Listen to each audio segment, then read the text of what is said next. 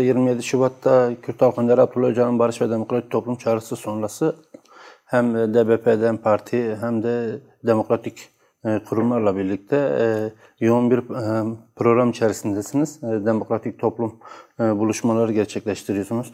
Yani bu buluşmalar hakkında neler söylemek istersiniz? Genel olarak kısaca bir değerlendirirseniz nasıl gidiyor bu programlar? Yani açıkçası önce şunu belirtmek istiyorum. Ekran başında bizi izleyen tüm halka sevgilerimi gönderiyorum ve aynı zamanda biliyorsunuz Güney'in Rojava devriminin 13. yılıydı. Onu da kutlamak istiyorum. Baktığımızda 27 Şubat'ta aslında Kürt Halk Önderi'nin yapmış olduğu demokratik toplum çağrısı hakikaten bir manifesto şeklindeydi. Böyle değerlendirmek gerekiyor. Çünkü bu demokratik toplum çağrısının aynı zamanda sadece özelde Kürt halkının değil, hem Kürt halkının hem Türkiye halklarının ve bütün dünyanın seyrini değiştirebilecek bir manifesto olarak değerlendiriyoruz. Bu noktada aslında biraz da hafızayı yoklamak istiyorum aslında burada. Biraz geçmişe dönüp hafızamızı da yoklamak istiyoruz. Hani Kürt halkı hangi aşamalardan bu aşamaya kadar gelindi ve ne tür badireler atlattı. Hani 52 yıllık bir mücadele var ve bu mücadelenin sonunda hani gelinen aşama 52 yıl sonra bu aşamaya gelindi. Hani ne tarz bedeller verildi. Yani biraz hafızamızı yoklamak istiyorum açıkçası. Biraz hatırlatmak istiyorum.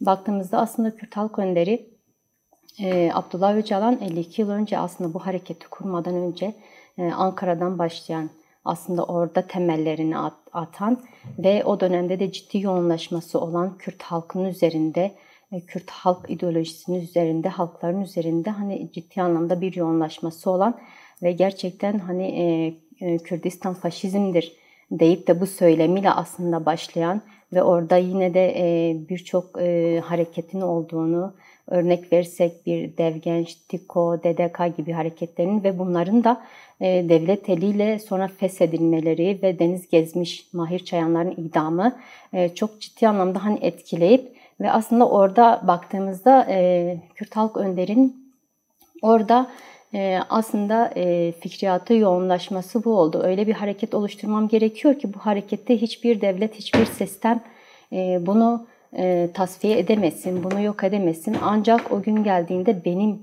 bunu tasfiye etme, bilme ve Kürt halkının bunu yapabilme gücünün olmasının üzerinde aslında ciddi anlamda yoğunlaşmaları ve tezini ortaya koydu.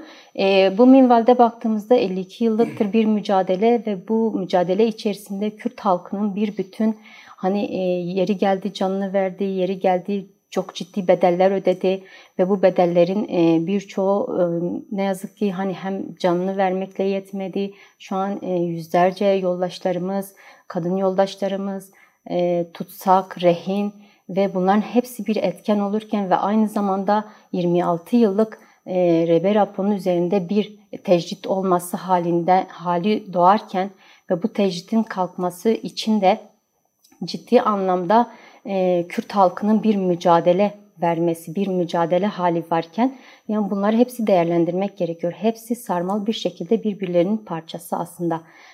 Böyle bakmak gerekiyor ve bu tecritin kalkması için özelde kadınlar ve annelerimiz ciddi anlamda hem yeri geldi meclislerin önünde oturdular, yeri geldi yürüyüşler yapıldı, yeri geldi tecrite karşı aylara varan, kış ayında aylara varan tecritin kaldırılmasına yönelik yürüyüşler yapıldı. Ama bunlar neydi? Aslında Kürt halkının tek istediği Rebe raporunun sözü, perspektifi, ideolojisi dışarı yansımaktı. Çünkü Rebe raporunun her bir sözü, her bir değerlendirmesi tüm aslında Kürdistan bölgesinin, Bağkur bölgesinin değil bütün dünyayı, bütün cihanı değiştirebilecek nitelikte olduğunu biliyoruz. Ve ondan kaynaklı da bu tür mücadeleler verildi. Ama baktığımızda Rebe raporunun 1993 yılından bu yana aslında ben demokratik toplum inşası için, bu barış süreci için aslında sözü de çok kıymetli. 1993 yılından bu yana ben kendime bir muhatap arıyorum. Bu barışın sağlayabilmek için, bu barışın sağlanabilmesi için kendime bir muhatap arıyorum ve bugün gelenen aşama Yani bu muhatabın olması ve gerçekten bu demokratik toplum çağrısının barışı inşa etmesi, yaygınlaştırılması ve aynı zamanda real sosyalizmi öteleyip sosyalist bir düşünceyi, sosyalist bir düşünürlüğü, fikriyatı yaygınlaştırma gibi bir iddiasının olduğunu ve bundan baktığımızda aslında şöyle bir şey, gerçekten hani bir 3. Dünya Savaşı'nın hali olması ve her üç bölgemizin savaşlar içerisinde olması, hani baktığımızda ilk etapta İsrail Gazze'nin, akabinde Hindistan Pakistan'ın ve şu İsrail İran'ın ve şimdi yine birçok alanın savaş halinde olması ve bu savaşların en çok kaybettirileni ve katledilenin kadınların olması, kadınların olduğu ve gerçekten hani bu noktada da bu barışın, demokratik toplum çağrısının, bu barışın önceliğini yine her zaman olduğu gibi yine biz kadınların yapacağı ve elimizden ne gelirse de bu barışın sağlaması için de mücadele edeceğimizi de belirtmek istiyorum. Bu noktada aslında şöyle bir şey, her bir savaşta çünkü kaybettirilen kadınlar oluyor. Savaşların mağduru kadınlar oluyor. Çünkü baktığımızda İsrail Gazze'de de yine ilk etapta nasıl ki direktmen kadın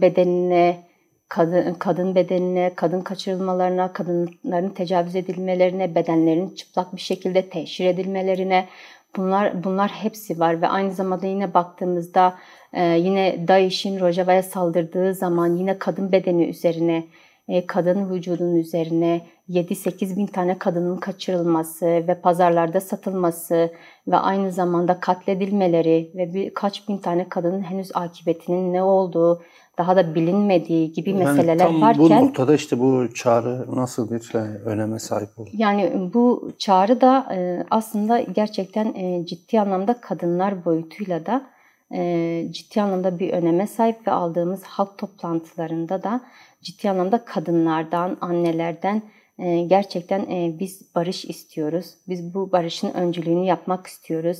Yine 31 Mart'ta kadın öncülüğünde Kadın Özgün 31 Mart'ta Ahmet'te çok güçlü bir yürüyüş gerçekleştirdik ve öncesinden de 15-20 gün öncesinden de bütün kadınlarla, birçok kadınlarla bir araya gelip tartıştığımızda, kapı kapı gezdiğimizde bu barışı yaygınlaştırmak için aslında gezdiğimizde, sohbet ettiğimizde tek derdimizin bu barış olduğunu ve bu barışın inşacısı olacağımızı ve ciddi anlamda sahip çıkacağımızı da belirttiler. Yani 31 Mart'ta yapılan demokratik toplum çağrısıyla birlikte yapılan kadın özgün yürüyüş gerçekten bütün değil kadınlara tek bütün cihana aslında bir moral motive oldu. Akabinde yine Ankara'da bir yürüyüş gerçekleştirdik kadın özgün. Bunun içerisinde yine de birçok sol sosyalist kesimlerden oluşan ve farklı ideolojilere sahip olan birçok kesimden kadınlarla bir araya gelip bu barışın önceliğini sağlamak için hani bu tür çalışmalar da yürütüyoruz ve devam da edeceğiz. Burada kadınların bu gelinen süreçteki mücadelesi, eylemselliği ve rolüne değindiniz. Peki bu barış ve demokratik toplum buluşmalarında kadınların ilgisi nasıl, rolü nasıl, bu buluşmalardaki talepleri neler söylemek istersin? Yani açıkçası kadınlar her zaman bu barışı en çok isteyen kesimdi. Kadınların sürekli dile getirdiği bu barışı sağlanması için demokratik toplum çağrısının yani önceliğini de yapacağımız dediği aslında güçlü bir profil. Aslında aldığımız halk toplantılarında şöyle bir şey, kadınların ciddi anlamda bir sahiplenmesi ve bunda da çok ciddi anlamda tartışmalar yürüttüğümüzde açıkçası şunlar açığa çıkıyor. Bir yanda da kaygılılar. Neden kaygılılar? Yani şöyle bir şey, gerçekten hani evet bu demokratik toplum çağrısı ve bir inşaat çağrısı ve bir perspektif olarak sunuldu ama şöyle bir şey, halkın kaygıları da var. Sadece Kürt kadınların değil, aldığımız halk toplantılarında bir bütün halkın kaygıları var. Bu kaygılar da şöyle bir şey, aslında biz hani şimdiye kadar öncelikle talepleri şu oluyor.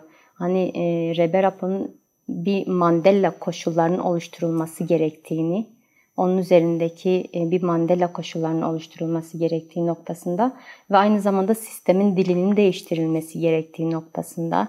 Çünkü dil boyutunu değiştirmediği, terörsüz Türkiye vesaire gibi kavramların ortadan kalkması ve aynı zamanda yine baktığımızda gerçekten hani bu boyutu da var. Hani biz Kürt halkı olarak yıllardır mücadele veriyoruz ve bu mücadelede yine demokratik toplum çağrısı için, bu barış için üzerimize ne düşerse özelde kadınlar ve Kürt halkı aldığımız toplantılarda, halk toplantılarda bunlar dile getiriliyor. Ama bu kaygılarımız da var. Çünkü hani tarihte de baktığımızda hani halkın kendi söylemleri şu yönde. Yani baktığımızda sürekli Kürt halkı kullanıldı.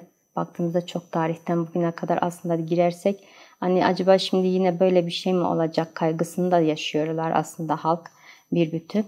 Ama son Rehber Apo'nun videolu çağrısından sonra açıkçası tek güvendikleri hani devletin somut adım atmaları ve güvendiklerinin Rehber Apo olduğunun, onun ideolojisinin, onun felsefesinin ve bu demokratik toplum çağrısı için de kendisine güvendiklerini ve bu noktada da demokratik toplum çağrısı için, bu barışın inşası için elimizden ne gelirse yaparız denildiğini. Yine baktığımızda Bağkur'un tamamında 2000 tane halk toplantıları gerçekleştirildi. Ama özelde Ahmet'te ise 160 halk toplantısı alındı bugüne kadar.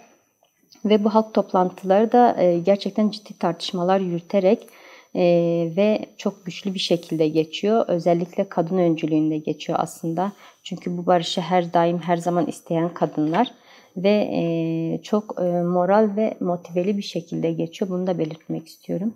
Yani ama şu var, gerçekten hani bu mecliste kurulacak olan komisyonun ciddi anlamda kadınların öncülük yapması, bu komisyonun bileşenlerinden en etken rol sahibi kadınların olması ve birçok konuşulan veya tartışılan, bu mecliste konuşulan ve tartışılan bu demokratik toplum çağrısı için, bu barış çağrısının içinde birçok antlaşmanın da yapılması gerektiği noktasında da tartışmalar ya da sorular bize geliyor açıkçası bu noktada da.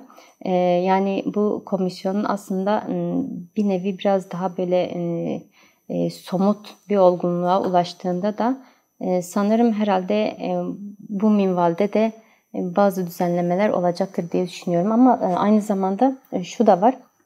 Halkların, bir bütün Kürt halkının yani biz yıllardır zaten tek talebimiz barış olduğunu ve bu barış için gerçekten elimizden ne gelirse yapacağımızı ve öncüsü olacağımızın, öznesi de olacağımızı hani çok net belirtiyor.